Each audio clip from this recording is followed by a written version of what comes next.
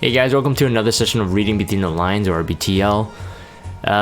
This week we have a pretty big patch update and a lot of stuff coming down the line, so I'll try to keep this brief. And if you haven't watched any of the Korean streams or even some of the translated versions, definitely check that out for the kind of like the in-depth and gameplay video of this new expedition update. Looked quite interesting. Looks like I want to say co-op necessarily. I think that's although it's kind of like done live, it's more like a partner kind of thing. I mean, it's a cool new way to get some new rewards, something else to do. Definitely interesting. We'll have to see, how difficult the bosses are in terms of players who are new. It's normal that newer players won't be able to complete the harder bosses, but regardless, you need to complete Hunt 8 first in order to be able to access this. You can access it with this icon here, to Garl's expedition icon, and it can also be found here in the hunt. And let's see here. So expeditions will be held on a monthly basis. This is very, very important to know.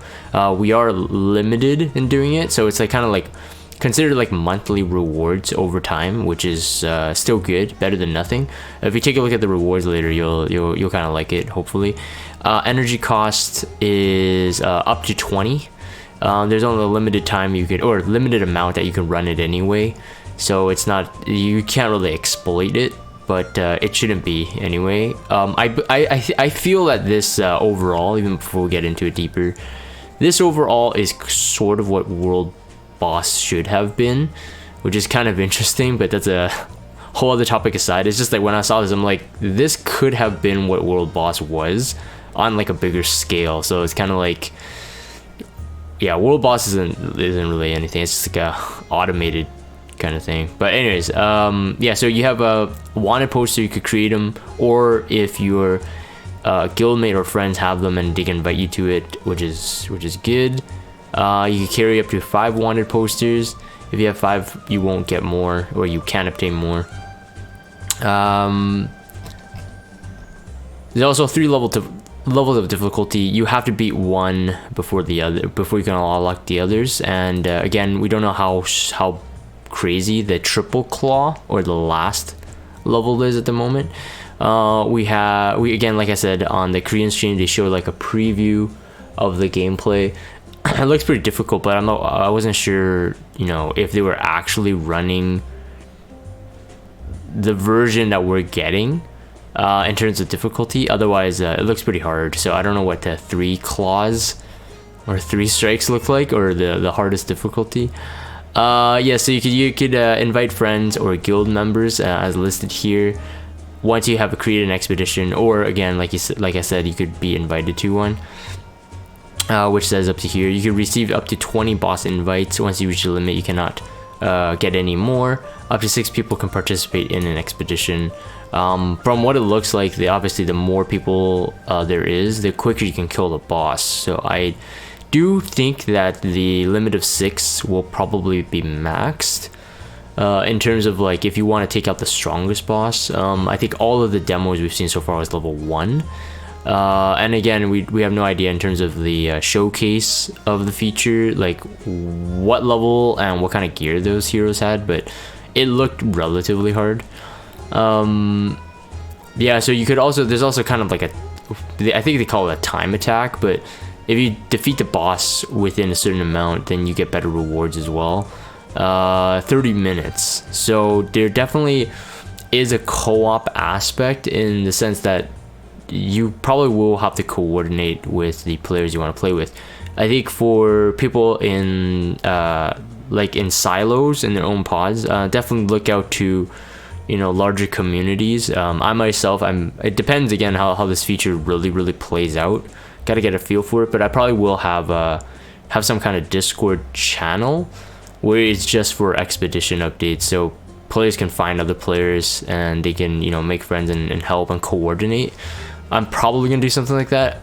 It's more of just to get the get the rewards. But again, it does depend on the difficulty curve.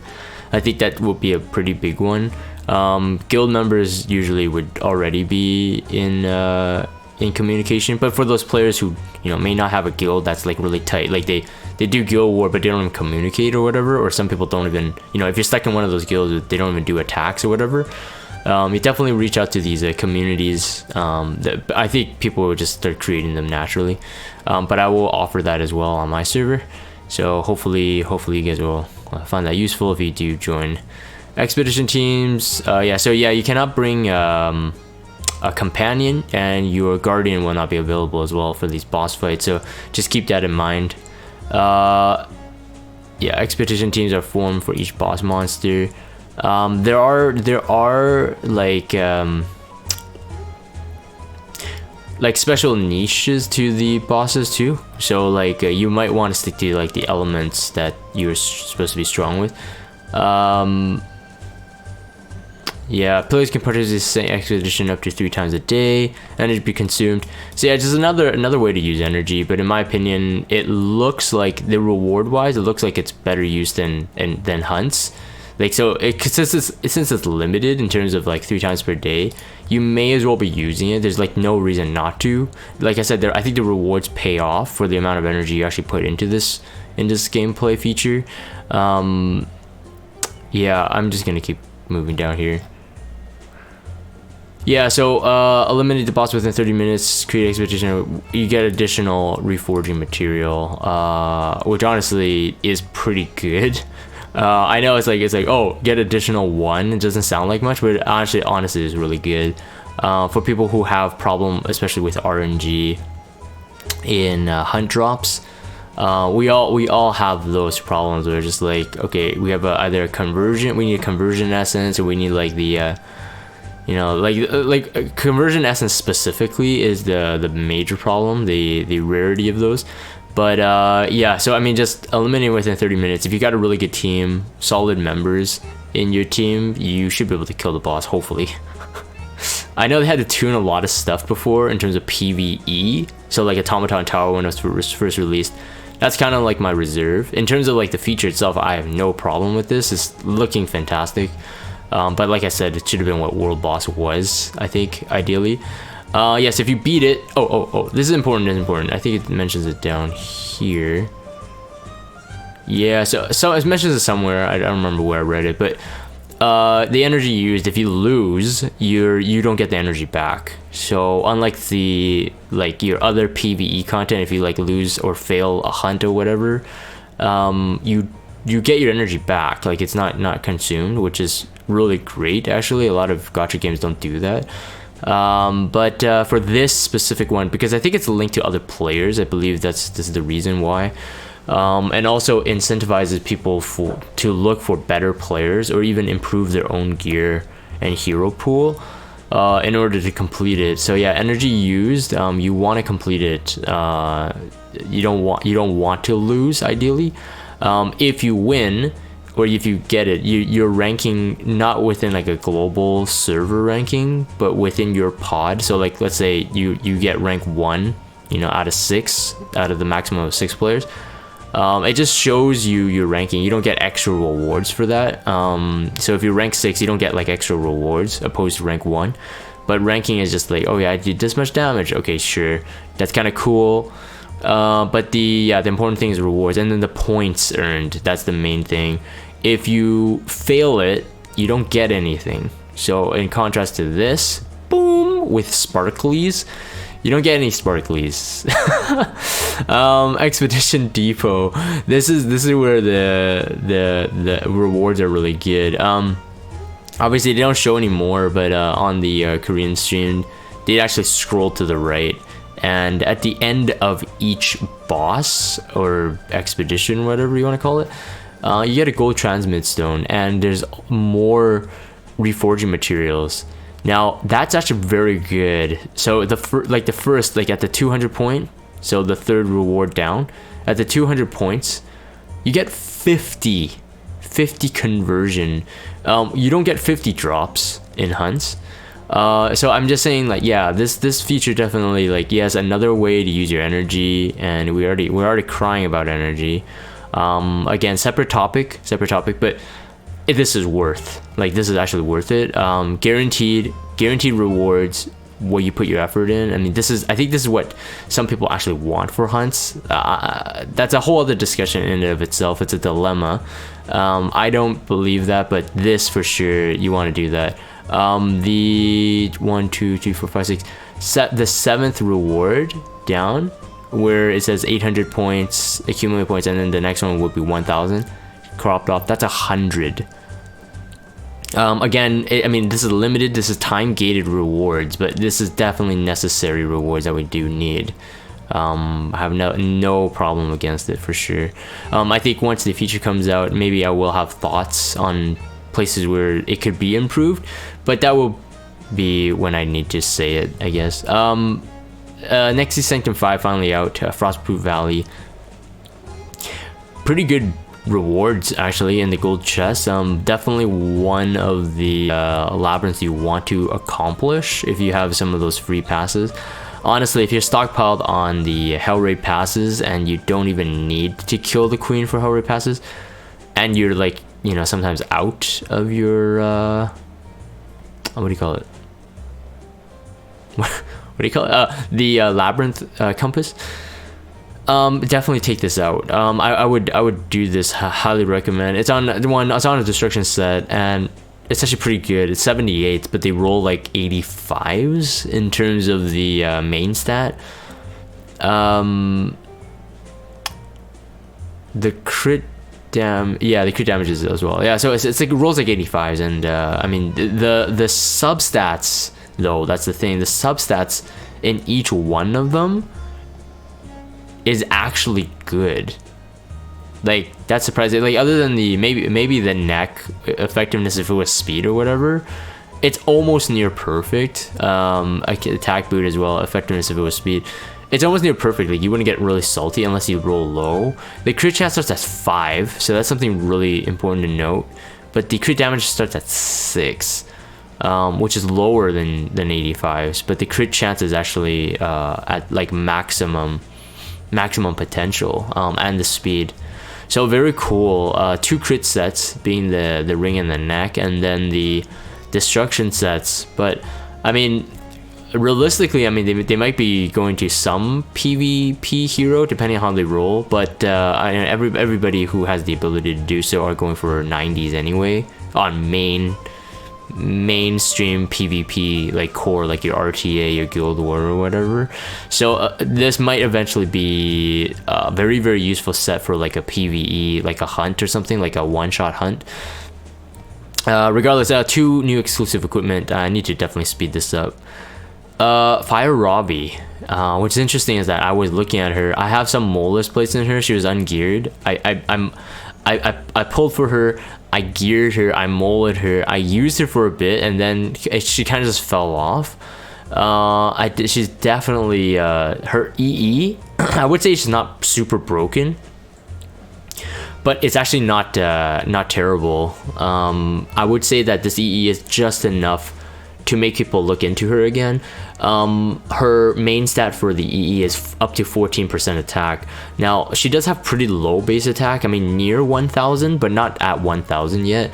But definitely enough to benefit from a 14% attack. Fire Robbie has a technically self attack buff. If you have an outside attack buff source, she can deal an insane amount of damage, especially when her I think it's called Fighting Spirit. When her Fighting Spirit is like high, like really high, she's sort of like a self-sustaining DPS, which I think this EE really does her justice.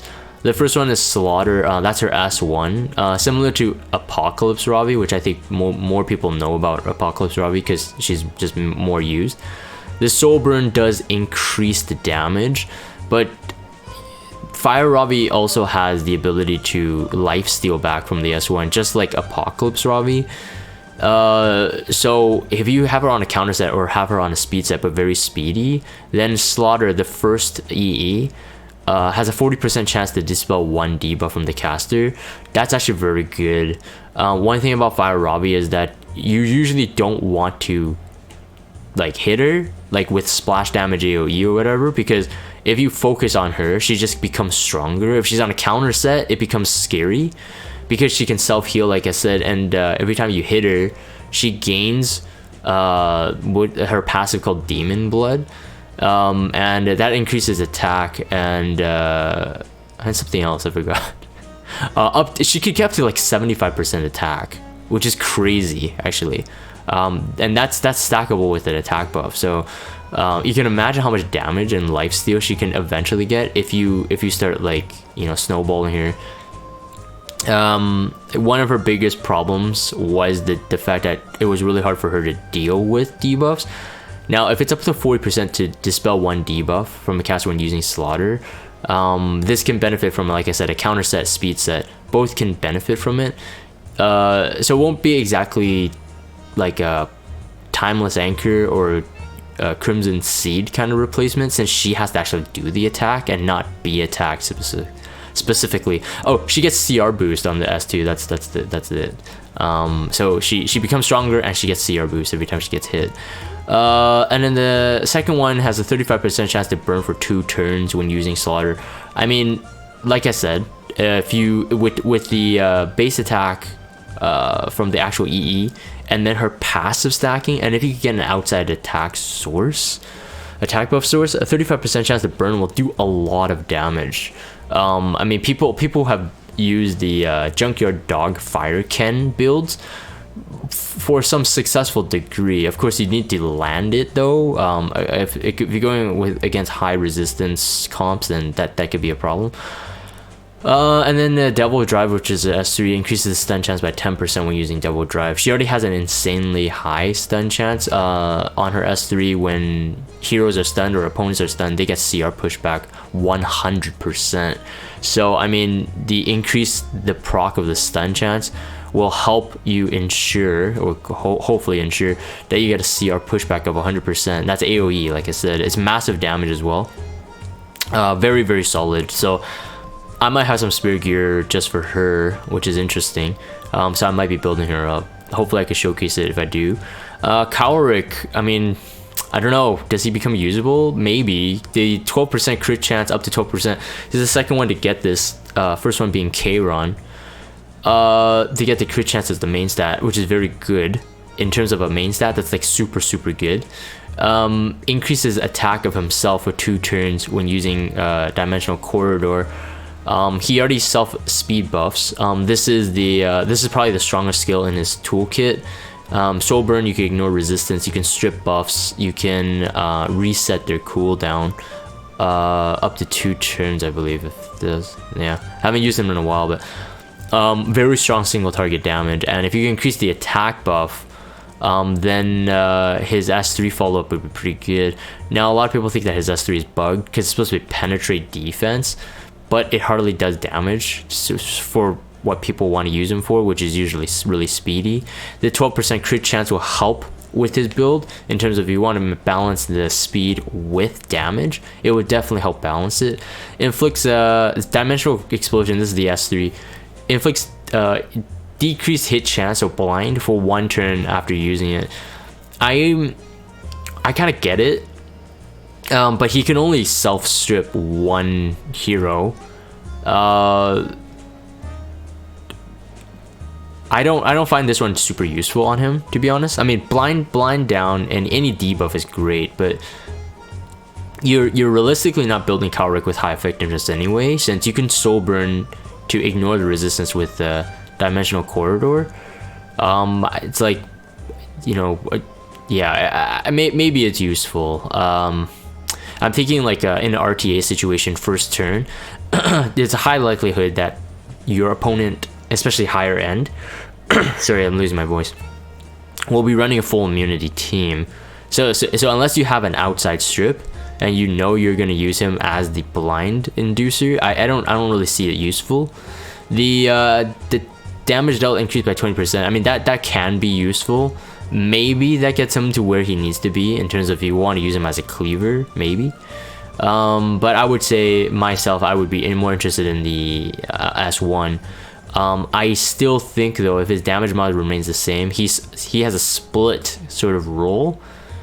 They may need to rework him a bit, kind of like they did for Pavel, which Pavel right now is actually really good. It's just that a lot of people are not mainstreaming using him just because Mola.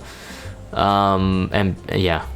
So anyways, we'll have to see. I think again, like I said, the S2 EE probably his choice, and 12% crit chance is no joke, but I think he needs a slight rework still. Side story, Seaside Showdown. So this is new. This is kind of like the cigarette side story. I like this format, so I'm just gonna keep moving on. Araminta and then Fire Ravi. So Fire Ravi coming with the EE, which is interesting, and we still don't see a haste buff, but maybe haste will be buffed. Araminta coming back also, you know, draws more to that speculation as well.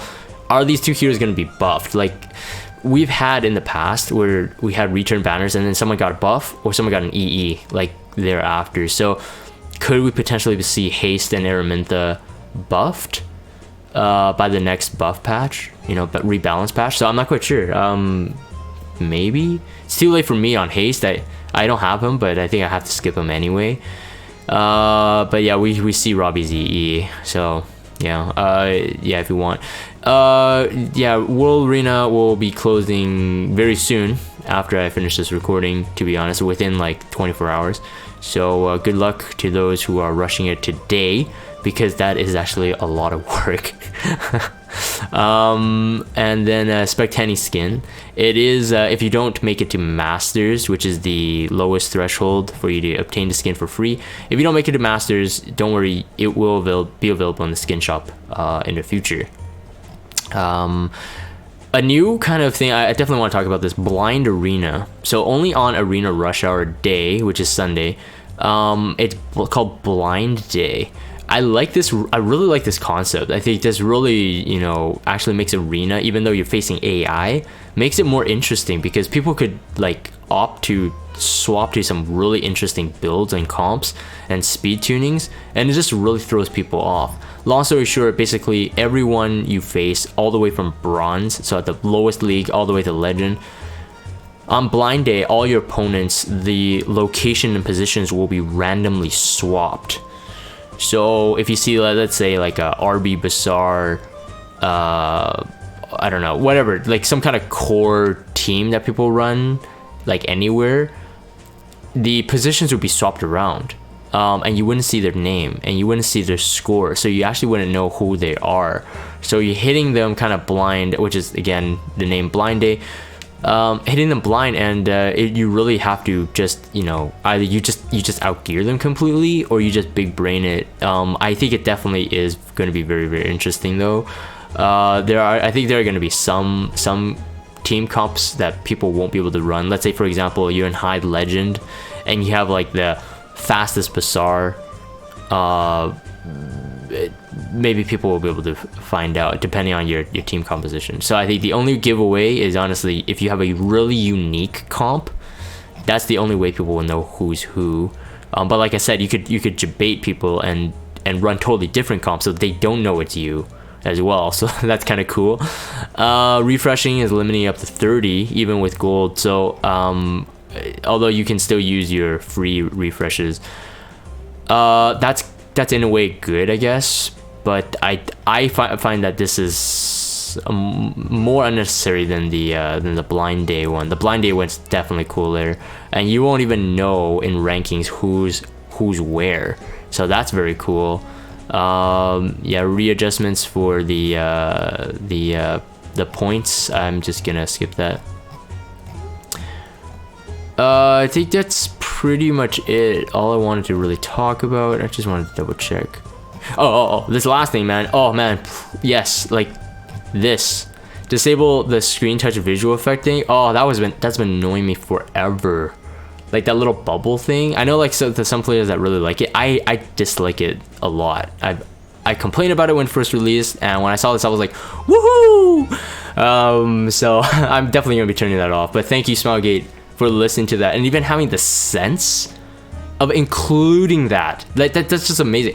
There's so many gacha games that don't even have that ability to disable it once it's on, and I don't like it for one. My thought is that if you're using like your phone, you have your thumb, right? Like your thumb is gonna cover that little blinky thingy anyway. I mean, I guess the only benefit would be to see it if you're like streaming and you're doing it on an emulator or something, and then people will know what actions you're choosing.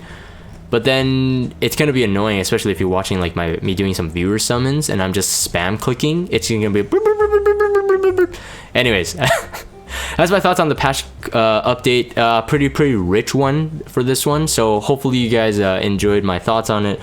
And definitely let me know again, like as usual, what you guys think in the comments below on any of the aspects, and even potential, the limited banner speculation still here. I don't think we're past a possible another summer limited banner, especially with all the artwork that we've seen, like I think it was like down here, like the Euphine skin and all that stuff.